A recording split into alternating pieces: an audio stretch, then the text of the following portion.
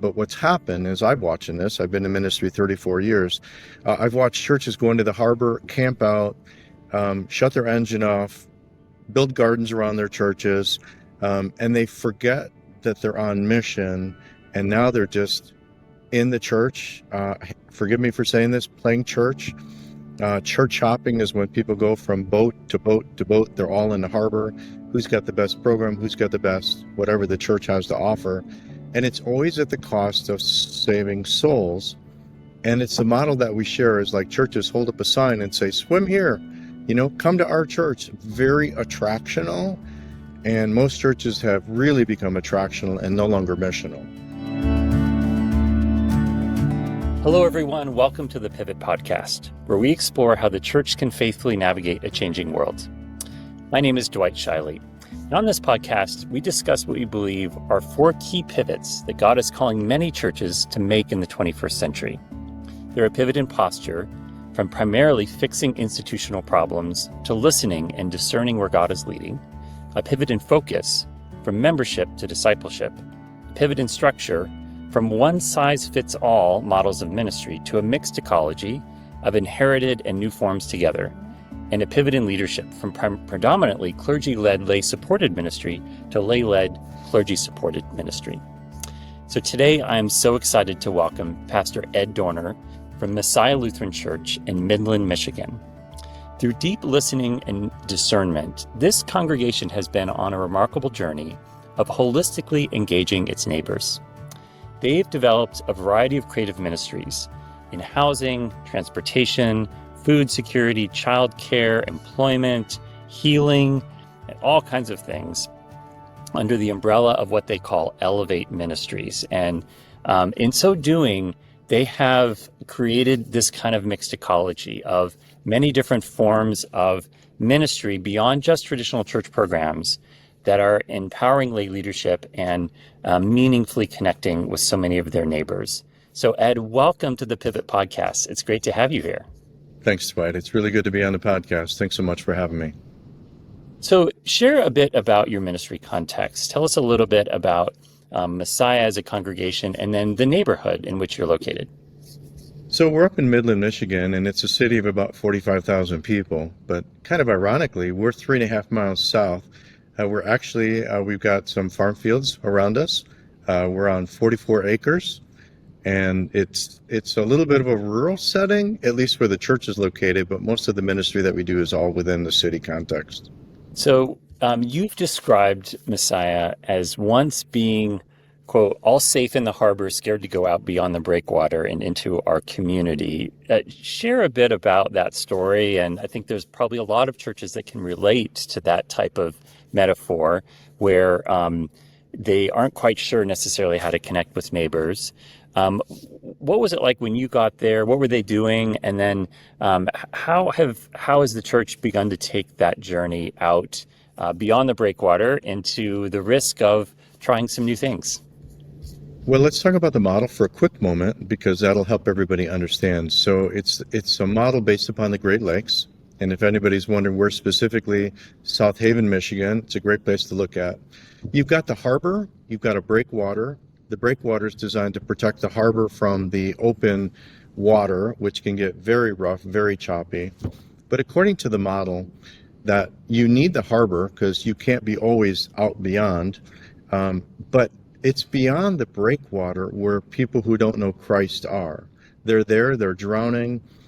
We see salvation as almost like when you get saved, Jesus puts a life jacket on you. And what happened is that churches come into the harbor, they refuel, they regroup, they resupply, and then they should be going back out. But what's happened is I've watching this. I've been in ministry 34 years. I've watched churches go into the harbor, camp out, shut their engine off, build gardens around their churches, and they forget that they're on mission. And now they're just in the church. Forgive me for saying this, playing church. Church hopping is when people go from boat to boat to boat. They're all in the harbor. Who's got the best program? Who's got the best, whatever the church has to offer. And it's always at the cost of saving souls. And it's the model that we share is like churches hold up a sign and say, swim here, come to our church. Very attractional. And most churches have really become attractional and no longer missional. So that's been our experience. And so all of our ministries are going beyond the Breakwater with one goal in mind, is how do we help people come to know who Jesus is, and using needs as an avenue. So when I got here in 2008, the church was doing an after-school ministry, two of them, one at the church, one in a public school, and we have carried those on. They've been in existence for over 30 years, and so the foundation was set beautifully. And even when I came, I told them I'm really going to be in my office. I'm going to be spending almost all of my time in the community, because that's what the church should be about, is gathering for worship, but being in the community, because that's where the ministry's at.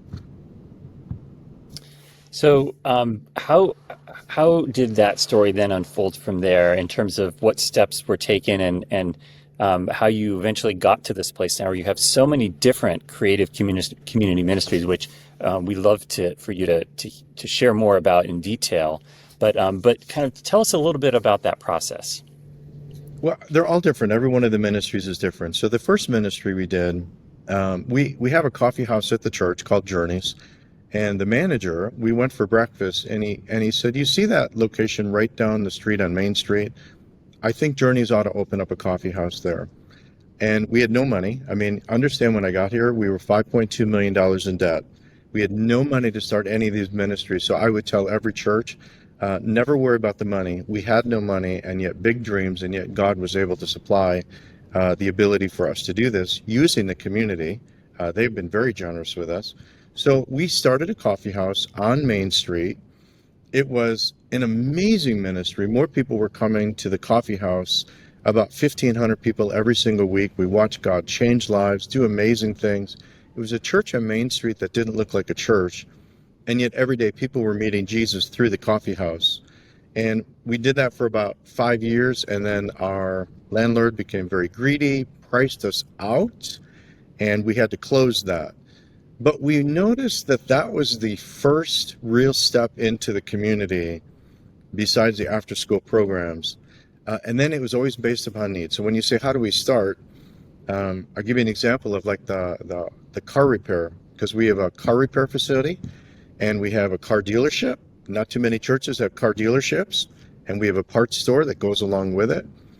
But we were a sponsor for a local garage that was changing the oil in 35 single moms cars. And I was part of that for the day.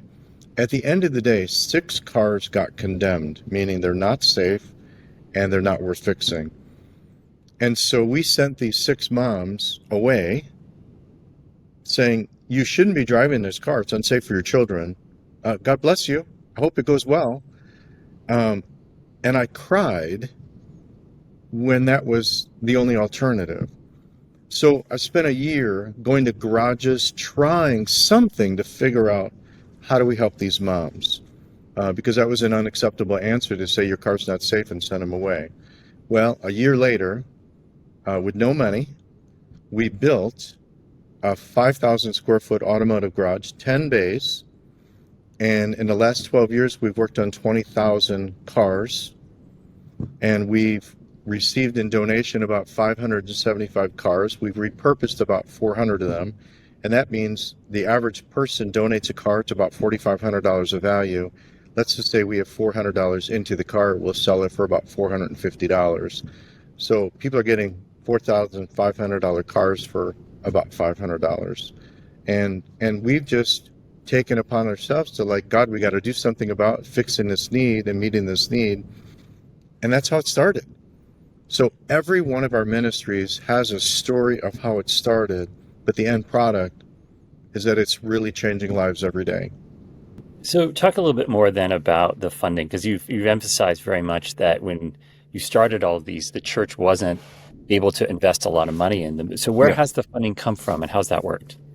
Well, I'm going to talk a few principles, because a lot of what we do is based upon principles, and principles are universal. You can use the principles anywhere. The first principle I would talk about is multiplication.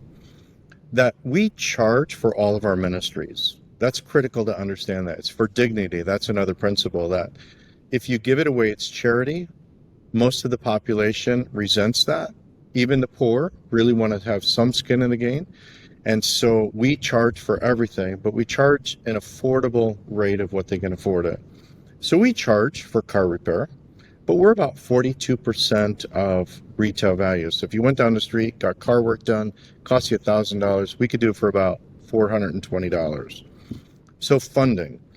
We take our tithe, we invest our tithe into the community ministries who multiply the dollars, and we have an incredible ministry. So I don't want to get hung up on dollars too much, but so our budget is about $1.2 million a year.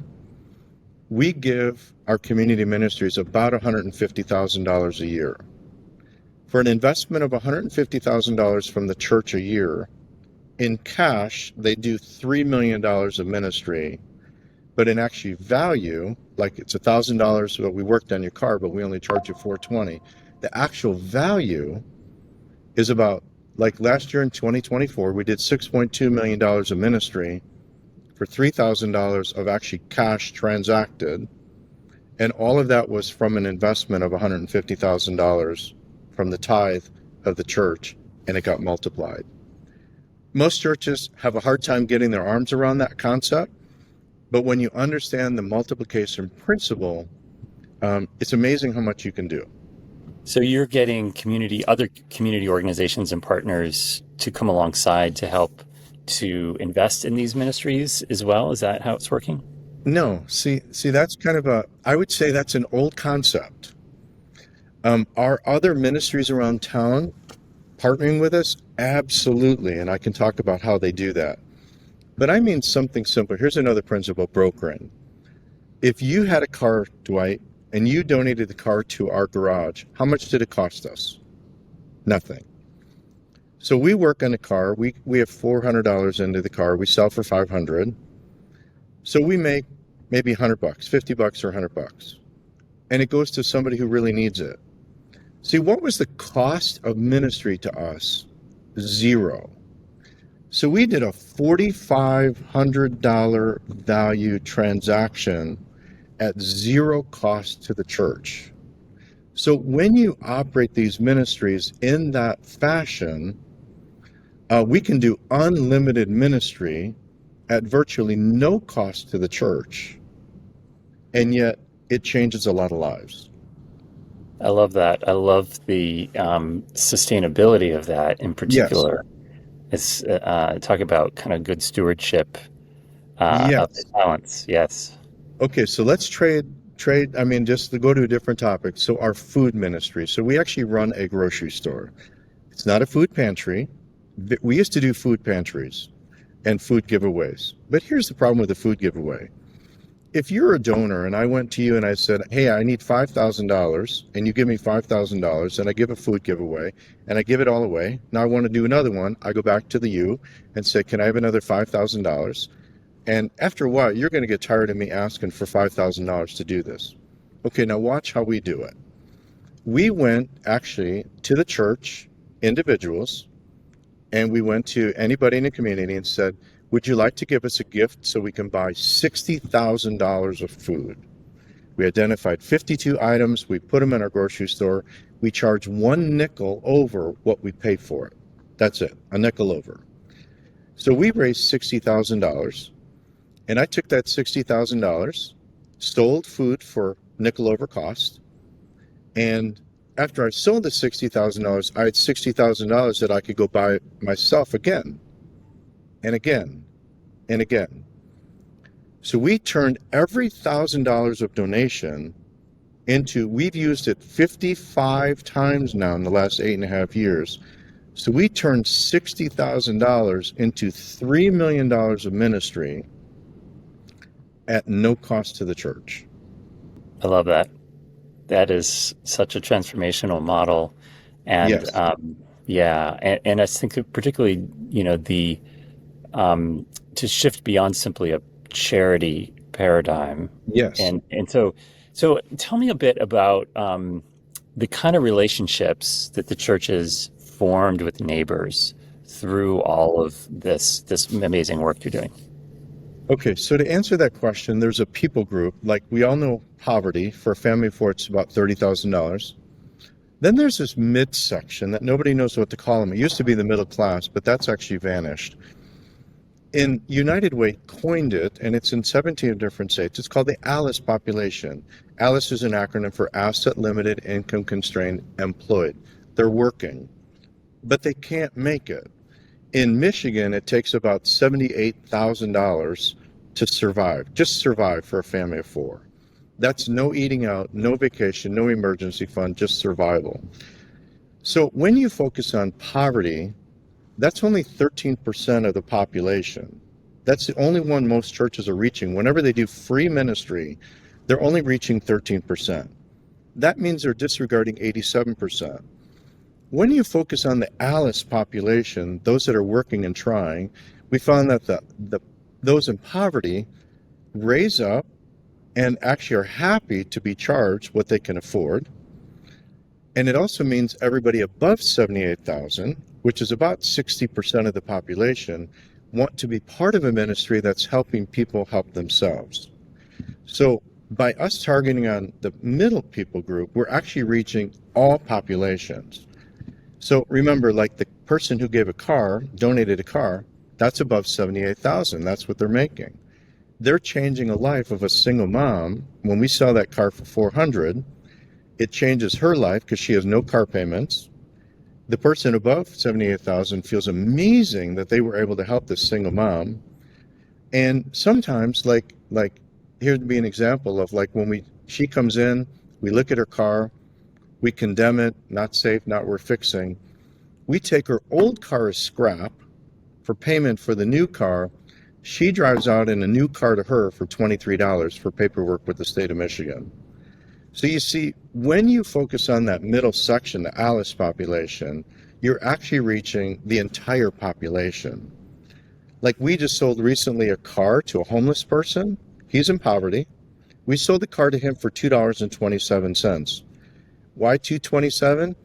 Because somebody gave him a $10 donation that morning, knocked on his window, gave him $10 donation. He used $7.73 for food, came to us, living in his car. We looked at the car, condemned the car, sold him a car for $2.27 because that's how much he had left. So you see, with this model, we're reaching poverty, we're reaching the other spectrum, and we're bringing them all together so that everybody, this is a cool thing, everybody in the community is partnering in ministry.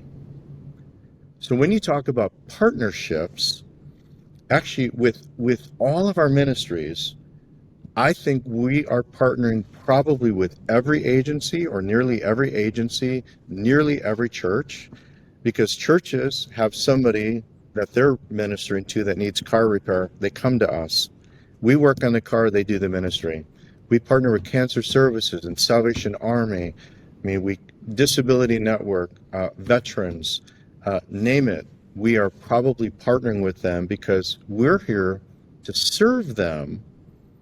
And let's say Salvation Army is working with a family, they have $1,000 for car work.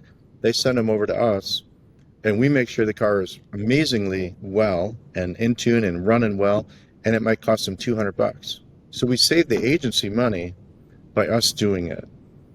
So we just feel like we are underwriting this entire community, serving this entire community, and giving the whole community a chance to be part of ministry, even though it's not their own. So tell us a bit more about some of the other ministries that are under this umbrella of Elevate. You've got some other things going on as well.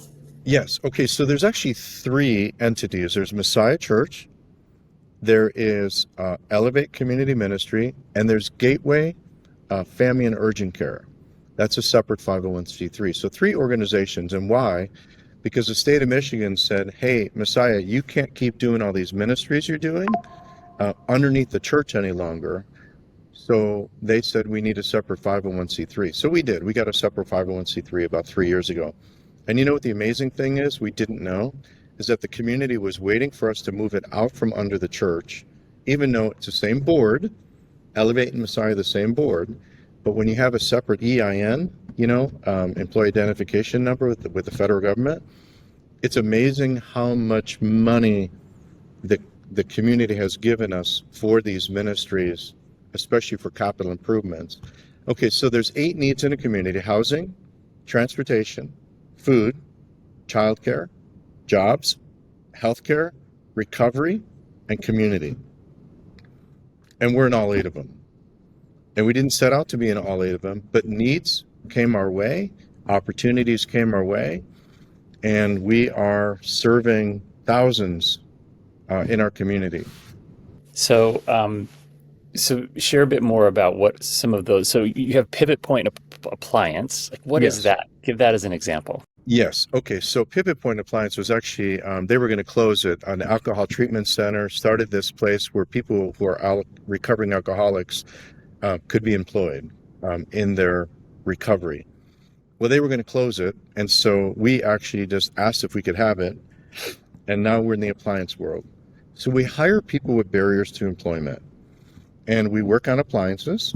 And we take them in donation, just like the car ministry. We take them in as donation, we fix them up, refurbish them, and then we sell them to primarily the Alice community who needs a break. And so maybe a $800 washer will sell for $150. So the proceeds from selling the appliance goes for the workers that are working there. And they all have barriers. They may be 15 years in prison, 8 years in prison, drug addiction. We work with the court system, parole officers who they need jobs for people. Jobs are the number one reason that people stay out of jail or out of prison again, is if they have a job. So we're doing appliances, but now we just branched into roofing and ramps because that's a huge need in our community that people that are in poverty or in Alice can afford to put a roof on. And so we went into roofing, ramps, and appliances, but the whole goal is jobs creation in a setting where we can really pour into the person and help them really understand the difference that Christ makes in their life. And at the same time, we get to serve a community that's so desperately in need for appliances. So you're also in childcare and healthcare. Yes. Share a bit more about those ministries. Okay, so childcare is, we have a preschool and an early care and education. And childcare is actually the number one need that's facing families today that's going unmet. Affordable childcare. State of Michigan really disrupted this because they're offering free preschool to anybody and everybody. And so actually, that's a ministry that we actually are going to be saying goodbye to, at least the preschool part of this, on May 20th of this year, because we lost incredible enrollment to free preschool. So, but we still know affordable childcare is the real need. And so we're already looking at ways like, how do you do that? And that's the hardest one to do, to make it affordable. So that was one you asked about. Gateway is the other one. That's our healthcare. It's a family and urgent care. And people come in. We focus on Alice and poverty. We take everybody. We take, if you've got insurance or somebody has no insurance, Medicaid, Medicare, everything in between, we serve them. But here's the key. If you came to us and you're uninsured, you'll never pay more than $40 for your visit. So when you come in, remember, dignity is everything, so we're going to charge you. Recently, we had a person who mustered up 35 cents. 35 cents is all they had, and they paid for their health care. But we have a relationship with a hospital so that when we refer, let's say you came to us, you pay your $40, we sense something going on with your heart, we refer you to the hospital. We know the financial aid of the hospital, so what we do is we kind of go in the back door under a financial aid program, and we're able to get you all medical care, and I mean all medical care, cardiologists, surgery, heart surgery, inpatient care, and guess how much it will cost you? $40. We've sent over 1,000 people. We've been open for 2.5 years. We've sent over 1,000 people through the hospital network, and they collectively has charged zero to all 1,000 people that have needed everything from MRIs to CAT scans to chemo treatments, radiation, cancer, you name it. And the total cost has been the $40 that they paid to us. It's why we call it Gateway, because we're the gateway for the Alice community who has no insurance for the best healthcare. So, but also Jesus said, enter by the narrow gate. So The difference in our healthcare is as soon as you get roomed, we ask every patient, would you like the provider to pray with you? And it brings more people than you can imagine to tears, because they're like, I've never had a provider pray for healing for me. So our provider prays for them. And we have about 80% of people of our population that says, I would like you to pray for me. The other 20%, when we leave the room, we still pray for them. So 100% of people get prayed for. Only 80% get prayed with the person. And Jesus is the healer. So bringing healing into people's lives, it's amazing. It's been the most incredible journey watching people get the healing that they need for $40. It's crazy. That's amazing. So tell us about leadership for these ministries. These are leadership intensive ministries, I'm imagining, on multiple levels. Yes. Who are the leaders? Where have they come from? How have you developed and equipped them? What's that look like? Boy, I wish you could take any credit for it, but I can't take any credit. God raised them up, all different. For example, the garage, his name is Mike. Mike was, for his whole career, 30-some years, in parts. And I actually ran the garage for 6 months. I was out in the garage as the garage manager, and I was working with Mike every day on the phone, probably 20 times a day we would call. And he goes, hey, is that position filled? I said, no, that's why you're talking to me, because I'm filling it, you know. So God raised up Mike. Now Mike's running the garage. We have somebody at Gateway who was actually running another clinic, heard about us by accident, and we hired her to be our practice manager. The guy who's running our pivot point actually came just to talk to me because there was a situation going on in his life. We hired him as a church. Pivot point opportunity arose, and he slid over. And so we have people, phenomenal people, in every one of those roles. And the bridge, I didn't tell you, is 100% volunteer run. So it's not only our manager is volunteer, our supervisors are volunteers, and then the whole community jumps in to participate. So Dow Chemical Corporation, DuPont Corporation, Dow Credit Union, other churches, agencies, doctors' offices, they're all part of the pool of running the Bridge Food Center. So it's leadership intensive, but really it takes for God to raise up amazing people, and I just release. They have all the authority to make all the decisions. And I asked him if he would give me the privilege of continuing to lead the whole ministry so that we can keep all the ministries headed in the right direction of Christ.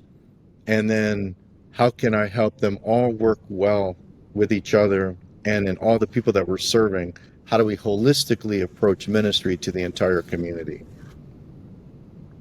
So tell us a bit about how this has changed the congregation itself, right? The ways in which this kind of ministry, this kind of work, has transformed. Like, what has it meant for the kind of membership of the congregation? Well, I think it's changed radically. You know, there's some people that didn't want to go with the change, and in 2018, actually, there was a coup in the church to get rid of me because they didn't want to do it. And the leadership said, no, this is the direction of the church. This is what God's called us to do. And so we said goodbye to a number of people who went to another church. And so the church has really focused on community. And I think the real key is everything that we do in the church is for the community, and the church is invited. Instead of we do things for the church and we invite the community into the church. It's a whole philosophy shift. When you get the church to think about, like when we opened up the garage, we told the church, it's not for you. Please don't get your car worked there. This is for the community. And it wasn't until a year later that we opened it up and said, hey, church, if you want to get your car worked down here too, you're able. They're like, oh, we thought this was entirely for the community. So this church is really used to when a ministry opens that it's for the community, oftentimes run by the community. I'm just the person that keeps it all together.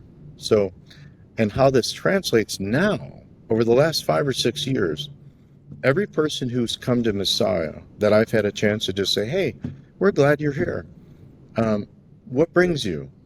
It's crazy, Dwight. I hear the same two words every time. We heard. And it doesn't matter what we heard. It's kind of like Rahab. You know, the story of Rahab in the Bible, that we heard about what happened with God and the Israelites and these other kingdoms. We heard. And I feel like everybody who comes to Messiah, they heard about somebody who got a car, somebody donated a car, somebody bought food, somebody from Dow was participating at the bridge. They heard something, and they're coming to the church that has a reputation of serving the community. And so when they come, they're coming not to be consumers in the church. They're coming to be participants in the ministry and the mission of the church. That's the huge change that's going on now. Many churches kind of have a heart for loving neighbors in some ways. And sometimes they struggle to connect that to the gospel, or aren't sure how to connect it with that work more explicitly with the gospel. So I love the prayer story that you told, but share a bit more about kind of how faith is woven into these ministries in ways that are inclusive and welcoming to people, and part of the overall kind of holistic approach to loving neighbors. Yeah. Okay. So it is all about loving God, loving our neighbor, but the gospel is organic. Besides Gateway that prays intentionally with every person, here's what we've learned, and it'll help answer your question.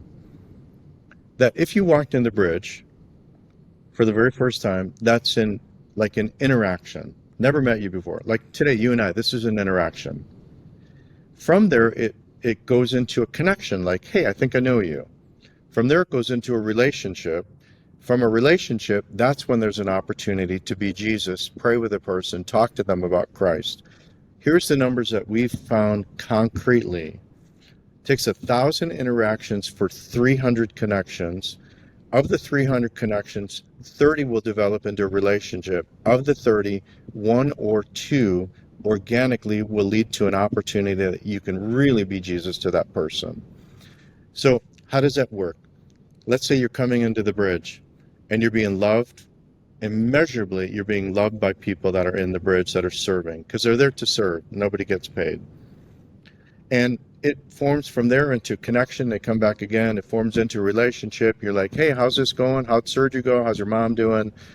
And we watch and wait for always the opportunity. And they present themselves now daily, because we have enough interactions, that somebody will walk in and, how are you doing? You know, we call them by name, and they're like, I just got diagnosed with cancer. There's the ministry chance. Would you like to talk? Would you like to pray? Yeah, that's why I came. I came to tell you, because we found that when the church is running these places and they walk in and they feel cared for so deeply, that's the place they turn when life happens. Here'd be another example of in the garage. Now, this is it's such a great story. It's heartwarming. One of our customers at the garage got diagnosed with cancer, and he called Mike up on the phone, this just recently, and said, can I come see you? And he said, sure. He walked in the door and he said, Mike, I just got diagnosed with cancer, and I didn't know where to turn. And I know you guys are Christians, and I'm not a Christian, but would you guys pray for me? And he said, I'd never go to a church, but I came here. So Mike actually gathered all the mechanics around, and they prayed for this gentleman who was just diagnosed with cancer. See, it's kind of beyond the Breakwater model. We see this as like we send boats out, like a big boat, a garage, an automotive garage, a grocery store, an appliance store, and we park it out there. People are coming for their needs to be met, but when they come in and they interact with us, they've never felt so loved in all their life and so cared for. So when life happens, it's on their terms, because we've noticed, because I've watched this happen, people come into the grocery store, and if you're too quick and say, let me tell you about Christ, or let me just, hey, have you been to church before? Hey, I want to invite you. We watch them physically take a step back. See, they're not ready. But when we wait on their timetable, they take a step forward. And Dwight, I will tell you, with all the ministries we have, I can visit any one of those ministries on a daily basis and tell me the God story, and they all have God stories that have happened in the last day or two, because you can see God at work. Like, go to the garage. You're homeless. Go to the garage. I'm going to break your car, so you go to the garage, and then you get loved on, and then you get cared for, and you might get prayed for. So it's organic, but from our side, it's very, very intentional about how do we lead the ministries to provide those opportunities to happen daily. So, Ed, what would be some advice you would give for some leaders out there listening or watching who might want to take some initial steps into this kind of model of community ministry? Great idea. I would say get out of your office. That's the number one thing. When I came to this church, I said, you need to know that my office will be the least used space in the entire church. And they laughed at me. They said, why? I said, because I'm never here.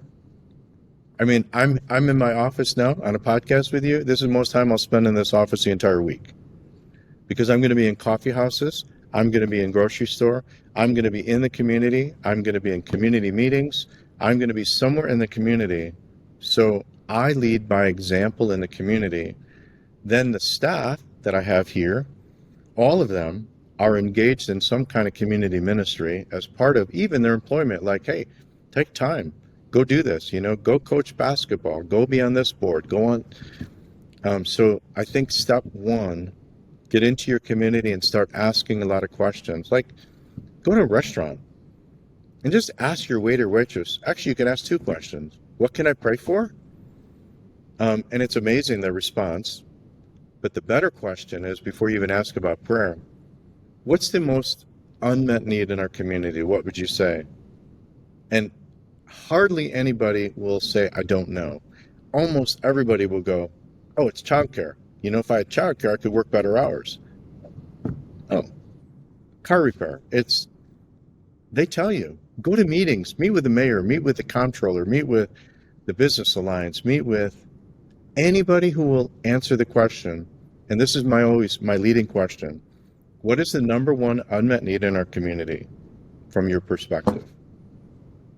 Everybody has opinion about that. Then pray. So I can imagine some people hearing those words and thinking, well, but what about all of the running of the internal stuff of the church, and who does that if the pastor's staff are out really in the neighborhood all the time? Like, how does that work in your context? Well, here's how it works. Most of what pastors do are harbor. It's really not. I know I'm going to get in trouble for this.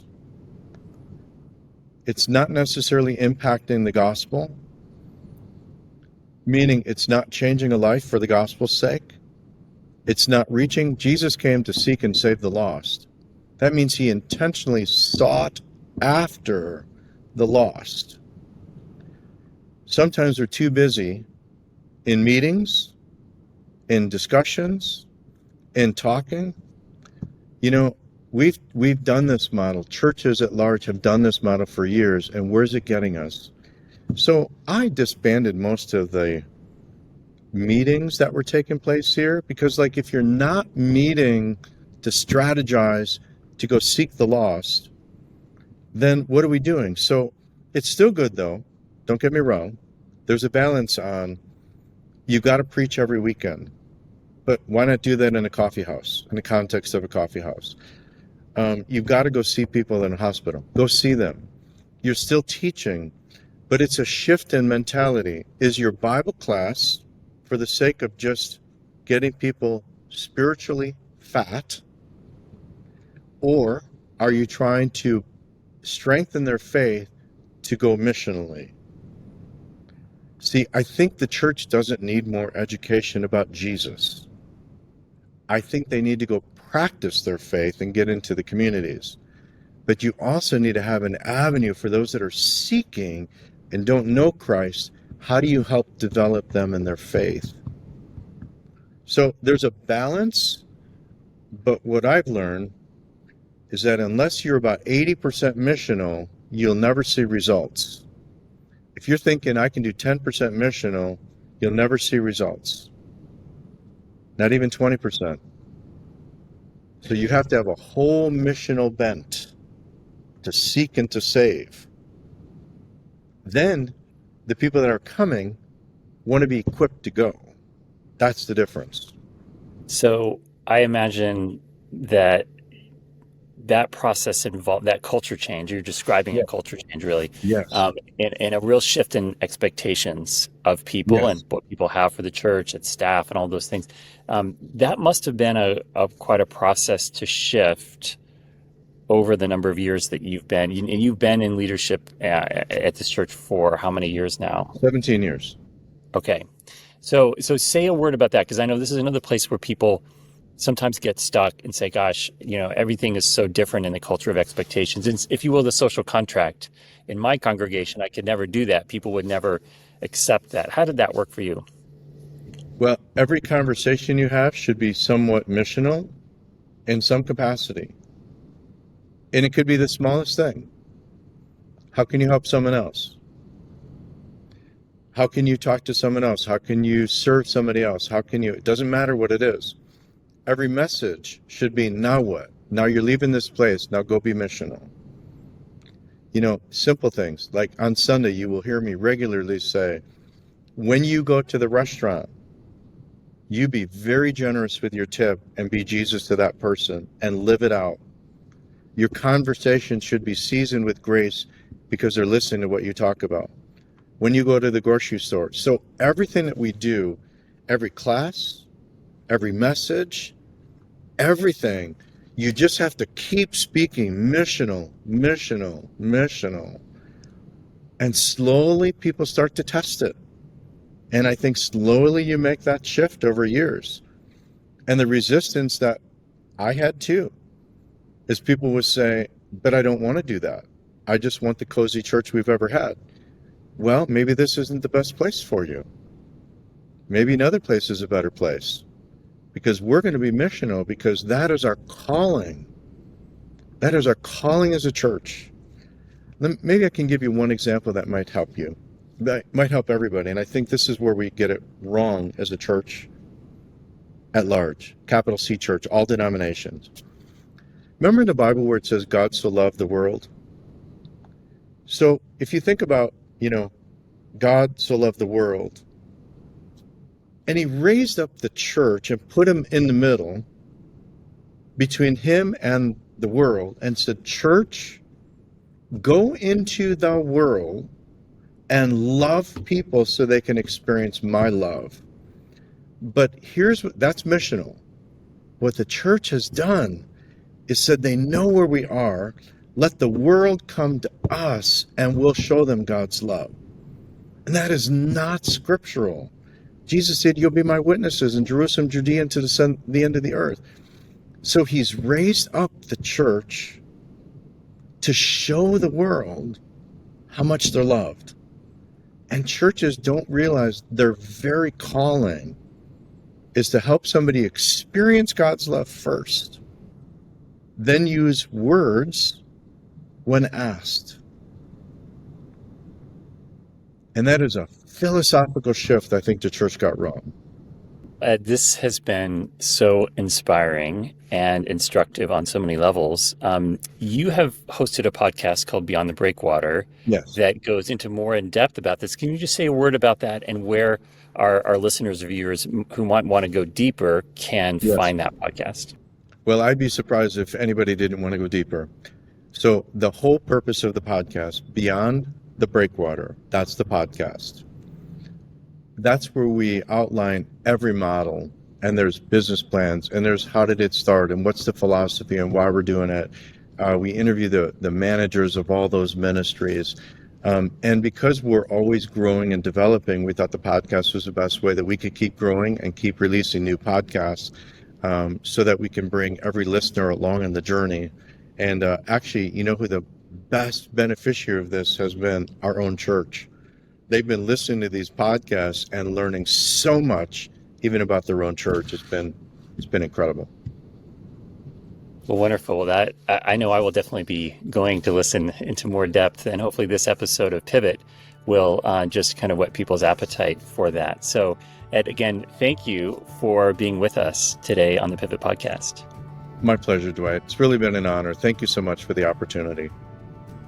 And to our audience, thank you for joining us. To help spread the word about Pivot, please like and subscribe if you're catching us on YouTube, or if you're listening, head to whatever podcast platform and leave a review. It really helps.